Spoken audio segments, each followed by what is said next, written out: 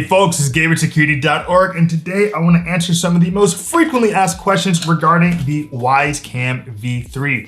Now, Wyze, of course, is always doing new iterations of its cameras, most famous, of course, being just the general Wyze Cam. So let's go ahead and answer a few questions. Beginning with our first question, is the new Wyze Cam indoor and outdoor? And yes, it is indoor outdoor. We tested it in snow, in rain, in Montana, in New York, and it worked really well both indoor and outdoor. So really cool for Wyze to give us a Wyze outdoor camera and then very quickly give us the Wyze Cam V3, which does have the ability to be used outside.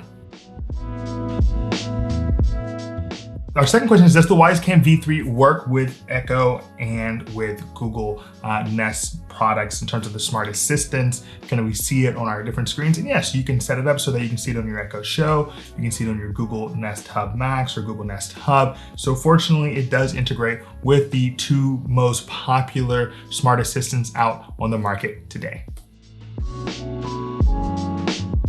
Our third question is, does Wyze Cam V3 require a base station? And no, Wyze Cam V3 does not require a base station.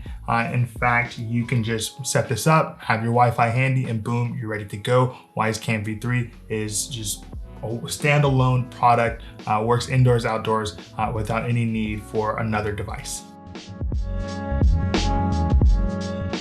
So our final question is, does the Wyze Cam V3 need to always be plugged in? And unfortunately, yes, it does need to be plugged in at all times. It's not like the Wyze Cam Outdoor where you can just charge it up and it'll work without being plugged in. The Wyze Cam V3 does need to be plugged in at all times in order to function.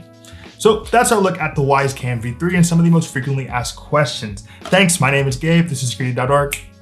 Be secure.